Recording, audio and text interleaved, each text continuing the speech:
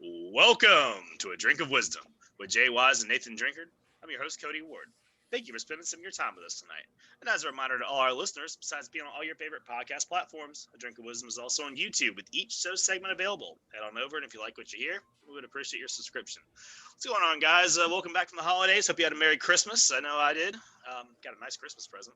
But we'll talk about it later. Yeah. No problem. Yeah, but hope this. I just want to echo what he said. I hope everybody had a Merry Christmas, or whatever else everybody celebrates. But yeah, good to be back and a lot of good stuff to get into. Yeah, you know what it is. Merry Christmas, Happy New Year's, all that good stuff. You know what it is. It's the holiday season. Pull up a seat. We got to speak. You know what I'm saying? Hey, and listen, we see what they don't and say what they won't. Let's talk some sports, baby. Let's roll, baby. It just gets better with drink on these. So I like it. In episode 24, we discuss the NFL Pro Bowl selections, the Trevor Lawrence sweepstakes, which has come to a close, and we got to fill you in on the college football playoff. We're going to go ahead and start tonight with the NFL sort of playoff picture. It's coming down to the wire. We're in week 17. And there are some pretty interesting scenarios in both the AFC and the NFC. And we're going to go ahead and begin tonight with the AFC. The quick broad picture, of course, is the Kansas City Chiefs. They have the number one spot locked up. They're going to get their first round bye. And as a quick reminder, we are doing the 7-team playoff format this year. So there's an extra wild card, and your second team that would normally have a bye, your second overall seed, does have to play the first weekend. So a little bit different this year in case you forgot, because that was like 400 years ago when they changed it. Anyway, so we have pretty much 5 teams vying for 4 spots, and they're all good. I mean, we're all talking about 10-plus win teams here, and one of them is getting left out in the cold. So, Jay, we'll go ahead and start with you. It's a surprising stark contrast in the NFC. What do you think about the AFC playoff picture? I don't. First of all, I don't know how good Cleveland is. I really don't. But no. Just to, I think it's real interesting, and of course we'll get to the NFC briefly.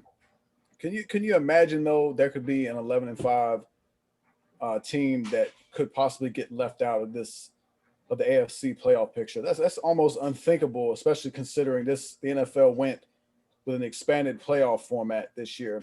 We also thought I think we kind of believed that there would be a little bit less resting of players in week 17 due to there only being one bye.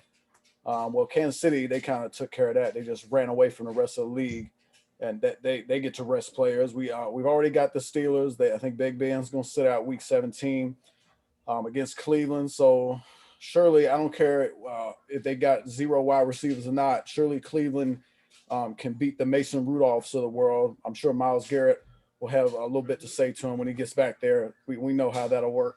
God, I was waiting on that. But you think with all that in mind, if Pittsburgh is going to rest Big Ben, Buffalo could rest some guys, or maybe they'll play it out. We'll see. But I think the most interesting thing here is I think Miami's in probably, and it's almost, I think it's a little bit crazy to think of it this way because they're in the 5 slot right now, but they could be in the most danger if Buffalo's going to play at full strength. Because when you look below them, Baltimore's got Cincinnati, and Cincinnati's they've been a bit better recently. But you got to believe that Lamar Jackson and company, they go in and take care of business in that game. I just told you about Cleveland and Pittsburgh. If Big Ben doesn't play, I don't think Pittsburgh's going to be able to win that game. And then Indianapolis and Jacksonville. I guess Jacksonville's one win on the season is against Indianapolis. And they've already locked up the number 1 overall pick. So I guess, I don't know, maybe they'll come out there and try to win the game. But I think, with all that in mind, Miami, to me, they've got the toughest week 17 matchup, assuming, how Sean McDermott wants to play it. But I think, and of course, Tennessee, got to throw them in there. They get Houston. Houston has struggled mightily most of the year, particularly on defense. They just let Brandon Allen chew them up for over 350 passing yards. But then you look some of the potential, the playoff matchups that we have right now in the wild card round. And you are right. I joke about Cleveland, but all these teams, with all these teams having a chance to go 11-5, there's some really good, solid teams. And we're gonna have some good matchups. Buffalo, Cleveland. I don't know how much I really like that one. Josh Allen and Baker Mayfield doesn't really move the needle for me. But I can get down on Pittsburgh and Baltimore, a third installment of that rivalry. Big Ben, Lamar Jackson, Mike Tomlin, John Harbaugh. I don't think it gets much better than that. And then Tennessee and Miami, the return of Ryan Tannehill for meeting up with his former team. What's Miami going to do? Are they going to stick with Tua Tagovailoa, or are we going to see Ryan Fitzpatrick do some things? I don't think we know the answer to that yet. But a lot to be decided. It's been a real competitive year in the AFC. It is truly unthinkable that we have the possibility an 11-5 Colts team could be left out. Well, well, let me start right there. Here's the deal, fellas. They playing some ball in the AFC, as you can see. I'm looking at this, like Jay said, Kansas City 14-1. Why not? I think more people could have seen that happen than not. I mean, they brought back the whole team, so that was probably copy and paste for them. Buffalo, listen, Buffalo having a good season. I'm gonna move past because every time I start gassing up Buffalo, let me get 15 on pump 5, and here come the ball still flying over the referee head. So Buffalo, it is what it is. The Steelers very interesting. They holding on to that 3 seed, and from the looks of it, it looks like they got a good chance to hold on to that. I don't know what's going on with this hot and cold team. You just never know what you're gonna get now. Just 3-4 weeks ago, they looked like the best team in the NFL and wasn't close. And now we out here like they could lose the Cleveland. So you don't know what you're gonna get out of that team. So that should be interesting. Tennessee, listen, I wanted to talk about this game, the game they played the other night. This team don't know what to do if Derrick Henry can't run the ball. They don't know what to do. I seen some dude about to hit the big red button over behind because he didn't know what to do. It said break in case of emergency, and my man he was ready to break. Cause it's like, oh, we can't run Henry. What do we do here? What do we do here? How about you throw the ball to AJ Brown or something? I don't know, but listen, you're not gonna be able to run them every game. What are we doing here? Either way, team was a little lost in the sauce. And then when we talk about teams 5 through 7, I just want to say this. Welcome to the party, Miami. Welcome to the party, Cleveland. Hey, you know what I'm saying? Listen, y'all seem to be looking like y'all benefiting from the extra playoff spot and a coaching change here, a coaching change there. Welcome to the party, Miami. Miami and Cleveland, we get to see some new blood in the playoffs. I don't think you're going to do much, but we get to see some new blood in the playoffs. So, for what it's worth, welcome, And number 6, we got Baltimore. So I guess I got a question. For you, Jay. Baltimore seemed to have switched back to the old Ravens scheme that got them success last year. They stopped dropping back Lamar Jackson so much because that seemed like it stymied the Ravens offense for a little while. With that said, with them going back, do you see any different results for the Ravens this year than we've seen in the past 2 years in the postseason? I think we'll see a different result. I think it's hard to say though. I think we expected Baltimore to kind of maybe be the same team they were last year, be 14-2, or get a little, or even be better because they brought everybody back and they made some good moves. They brought in Calais Campbell, they brought in Derek Wolfe. It looked like they got better. I think the injury to Ronnie Stanley really hurt them. So the one thing I think that helps them is Baltimore. Pretty much the entire second half of the season, I believe that they've flown under the radar. I think expectations for them are kind of a little bit low at this point. But I think that might help them a little bit. And I do think going back to, what was, kind of their bread and butter, running the football and using Lamar Jackson's legs just as much as they use his arm. I think that'll benefit them. And maybe, maybe for whatever reason, Lamar Jackson, he's not going to, maybe develop into that a prolific passer from the pocket. That might just not be something he's really going to be able to do at a Patrick Mahomes type level. So I think, and then of course, if they get Pittsburgh, that's going to be an interesting matchup because Pittsburgh hasn't been, the 11-0 team that they started off. They're kind of on a decline. They can't run the football, and if Pittsburgh comes out and plays Baltimore in a wild card round, I don't know if a one-dimensional Pittsburgh team is going to have a lot of success against Baltimore. Okay. I was just curious because I seen them revert, and then it's like this didn't work in the last 2 years, but it worked so well in the regular season. It's like I don't know, maybe they could tweak something and get a dub or something. Yeah. I don't know, but we'll see. And then you got Cleveland at 7. I already said it. Listen, Cleveland, run the ball. And then at 8, we got the Indianapolis Colts. Here's the deal. I was just reading the article. The Colts have sent a memo to Roger Goodell, and they asked if they can replace one of the NFC teams so they can get a playoff spot. At least we know if they was in that division, they'll have a winning record. Either way, I like that they added the playoff spot. The AFC looks like it's going to be competitive as all get out. I can't wait to see it. When you look at these records, they ain't playing no games. And once we start talking about the NFC, you'll see exactly what I mean by that. So, you know what I'm saying? I like the matchups. We still got another week to go before they're finalized. But hey, let's roll, baby. Yeah, a couple quick thoughts. I look at Tennessee and Indianapolis sitting here both at 10-5 in the AFC South, and it's striking to me that one of these teams may be on their couch for the playoffs. And you look at the expectations that both had. Tennessee had signed all these guys; they paid all this money to Tannehill and Henry, and they're coming off an AFC Championship kind of run.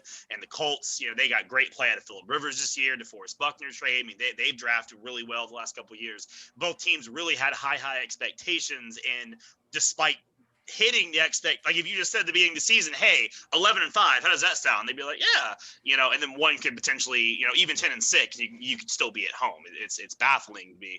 But when I look at all these teams, the only team that looks like to me they could really challenge Kansas City is probably Buffalo. And I think that if we get the Josh Allen that we've had this whole season, I guess Pittsburgh can too. I guess if we get the actual Steelers that we thought, we had at 11-0, maybe they can too. I think you'd never want to discount guys like Tomlin and Big Ben.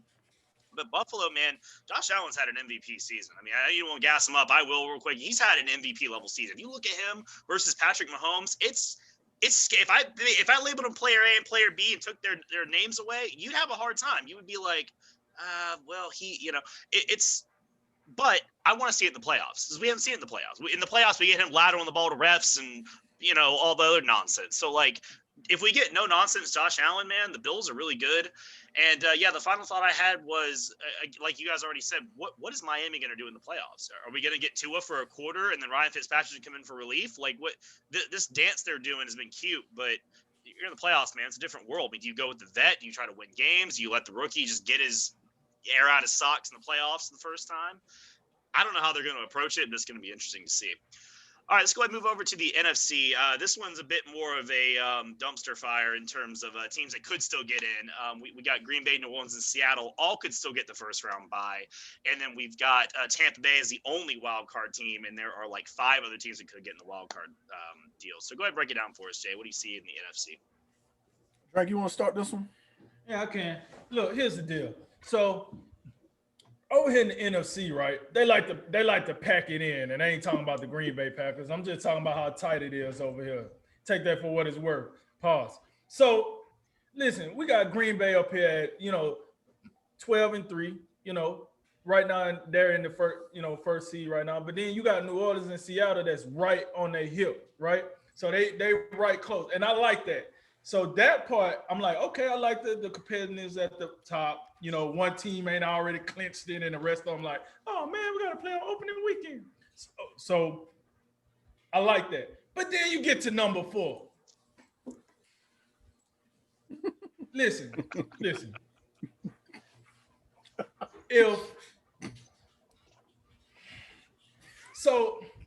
This team couldn't even come up with a nickname, right?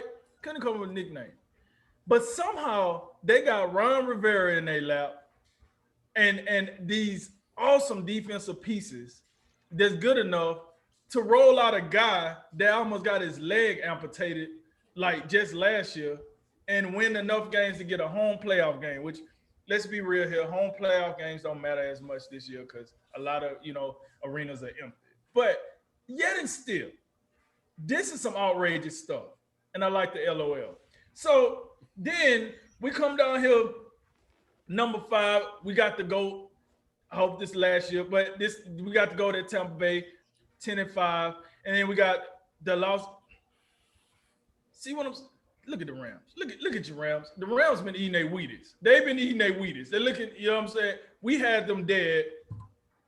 We should have had them walking dead, but we had them just dead. They still alive. They still doing something. You know what I'm saying? And then you got the Chicago Bears at 8-7. When did you watch this? Give me this. What game did you watch when you watched the Chicago Bears and you like that's a playoff team? They've scored 30 plus in like 4 straight games. I'll say that. I mean, the offense is starting to actually look like they might be able to score it every now and then. Just saying, like, you know. All right. We're not buying it. I ain't saying that they're great, but they've been a little better. If you hadn't been watching them too close, they've been a little better. Okay. Reporting live from Devil's Advocate Island down there. They passed through this week for, 5 minutes. So Arizona, we got Arizona coming in at the 8 seed, 8-7. So my point was, like, when you looked at the AFC, you like, oh man, they playing ball, a bunch of double-digit teams, and then we got the Colts that could possibly go 11-5 and miss the playoffs. But we got Washington that's guaranteed not to go 500 that's going to be in the playoffs. And then we got Chicago over here that could possibly go 500 and maybe get in, depending on what Arizona do behind them. Like, Arizona could possibly be, I don't know, maybe 500 and get in. That is crazy. When you look at that, I mean, it's almost like the Western Conference versus the Eastern Conference in the NBA almost. Like, hey, you could slide around in the back end and go and slide on in there. But all in all, when I look at the matchup, I think Green Bay, y'all already know. Until I see them play a team that dominate the trenches and they look like they know what's going on, I'm not sold. I'm just not sold on Green Bay. New Orleans, I like New Orleans, but they just got too much going on. Michael Thomas, he's in and out. Drew Brees, I mean, don't get me wrong, he's playing better than most quarterbacks, but I don't know if it's enough to get you to the Super Bowl. I'm sorry. Defense looking good. Not really sold on the offense totally. Alvin Kamara, I'm sold on. But the rest of it, I don't know if you can get it to come together during this playoff run. Seattle was my team. They was my before the season pick. I think their defense is playing a little better, but I'm not like in love with them. So those 3 teams, I don't get a Kansas City feel. I don't get a Buffalo feel with those 3 teams. They're good, but I don't know if they're good enough to be holding up the Lombardi at the end of the year. We'll see. I don't know. And then, like I said, Washington, Tampa Bay, Los Angeles, Chicago. Man, get out of here. I ain't wasting no time with them. So, all in all, the NFC's close, but the AFC look like whatever team come out the AFC, that's probably going to be my Super Bowl winner. NFC over here, well, the top 4 in the NFC, they over here doing their best college football playoff impersonation. What do I mean by that? Well, we got Green Bay, New Orleans, and Seattle. Look, they're your top 3. They definitely stand out, above the rest. Whatever the 4 seed winds up being, they got a little Notre Dame feel to them, and probably they worse than that. You're just not buying. I got so much love for Ron Rivera, and I think he's done a great job. Just mixing and matching. 3, 4, I don't know, maybe even 5 quarterbacks that he's put on the field this year. And I hope they beat Philadelphia and they clinch that final playoff spot. I don't think I can stomach 6-10 football teams going to the playoffs. We got pro football talk, over here talking about, what's going to be real interesting? The Tampa Bay Buccaneers and the New York Giants. Yeah, the 6-10 New York Giants against the Tom Brady-led Buccaneers. Yeah, that's really what we don't want to see that. We don't need that. But I do think when you go down, when you look at the top 3 teams, and I'm gonna disagree just slightly. I get where Drink's coming from in terms of the Packers, and I think all of our our reservations about them. When you talk about a team that dominates the line of scrimmage, I don't think that. I think Tennessee would be one of those teams that comes to mind immediately. And the Green Bay was tremendous against Tennessee on Sunday night. They whooped them. Not on the defense side. You want to give me the offense side because they run the ball well with Henry? Yes. That defense, Tennessee defensive line has been stinking up the joint this year. Okay. That was my biggest fear about Green Bay was their ability to defend the run.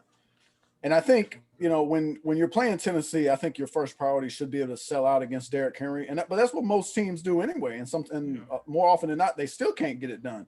You are absolutely right about Tennessee's defense. They not if Green Bay's offense doing whatever they feel like against that defense. That I don't think that should be any surprise, much surprise to anyone. But I do think that you got to be encouraged if you're a Green Bay Packer fan. If you can come out on the field in those conditions and slow down Derrick Henry to that extent, that's got to give you some confidence. But of course, I still think New Orleans is still the best team in the NFC. Even though we got questions about Drew Brees, we got questions about his arm strength. We don't know what wide receivers are on the field week to week. We don't know where Michael Thomas is. We don't. Traquan Smith's been out. Emmanuel Sanders, he's been doing some things here recently. Jared Cook, he's good. He's good up the seams every now and then.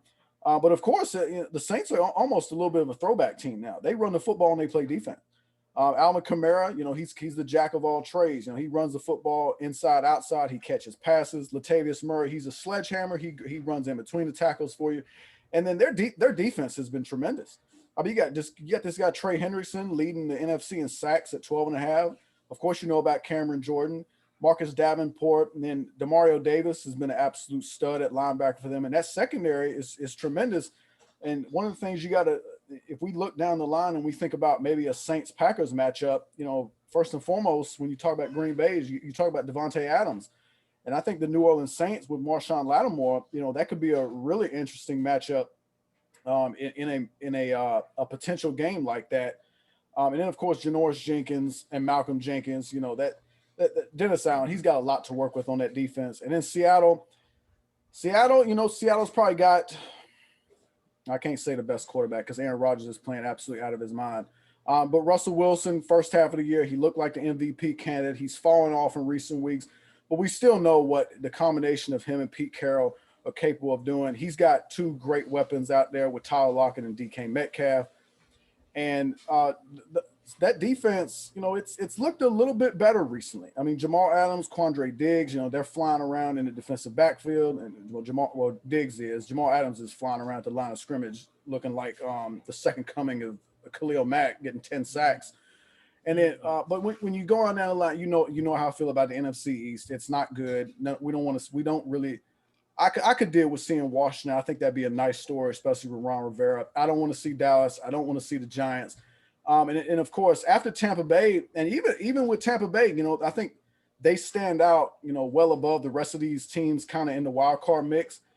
But I mean, there have been a lot. There have been, you look at their losses. They got some bad losses. I mean, really, the Green Bay game is really the only game that kind of I think stands out to you to really, they look for real. New Orleans has beat them up twice, and there's some other losses that really make you scratch your head and wonder how real are they. But of course, the Rams.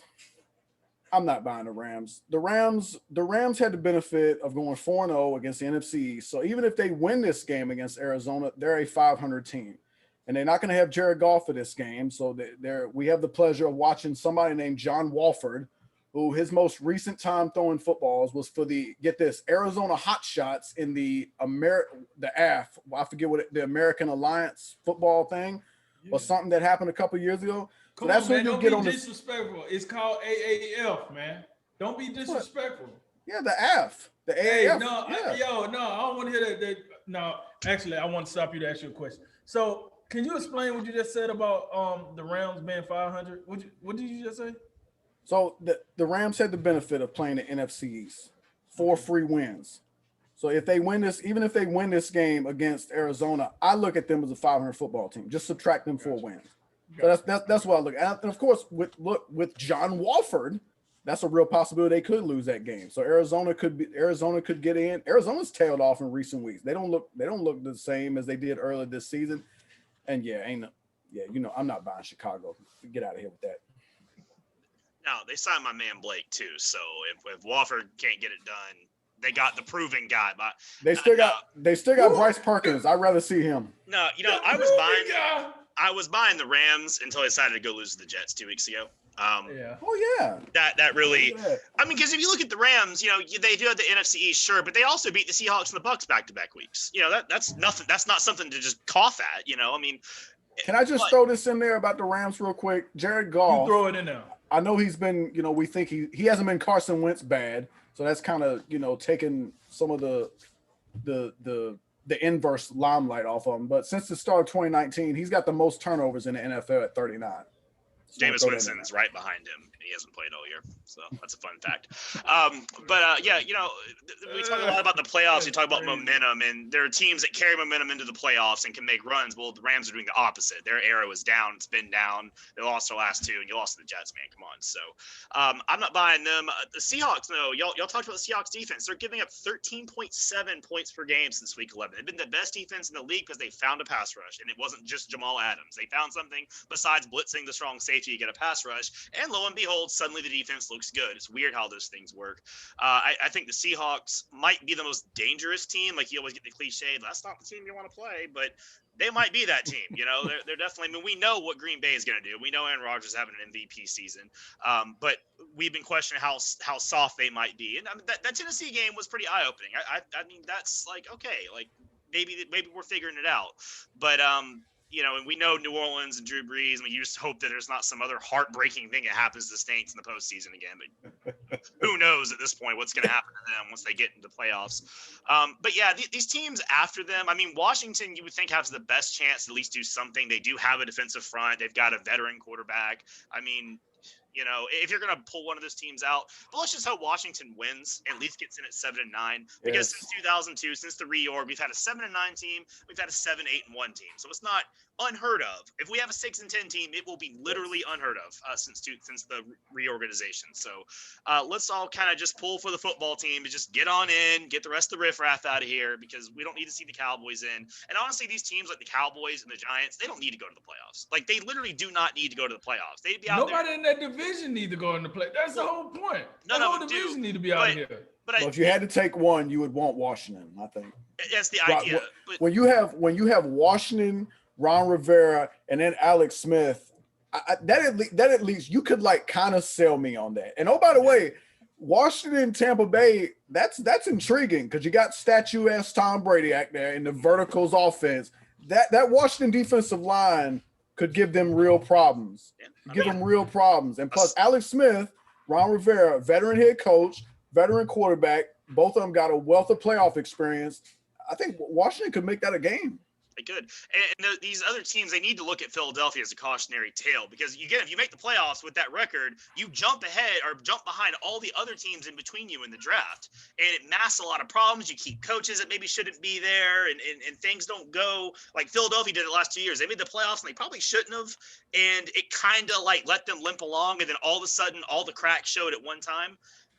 So maybe Hold on, Coach. So are you saying the Eagles should get rid of Doug Peterson? Is that what I'm hearing over here? God. That's a can of worms for another day. This segment's already a little too long, but Really special? I'm just saying sometimes it's not always good to make the playoffs, at least when you're 6-10. And the final thing I'll leave you with is you kind of got alluded to just now. Tampa Bay might want to go ahead and win this weekend, because that's the difference in going to play Washington or having to travel to Seattle, New Orleans, or Green Bay, however that shakes out. So. Well, I don't think even if they lose, I think the Rams are going to lose. So I think they're going to be the 5 regardless. Probably, but if the Rams would win, Tampa Bay was to lose, then the seeds would switch 5 and 6. Yeah, right.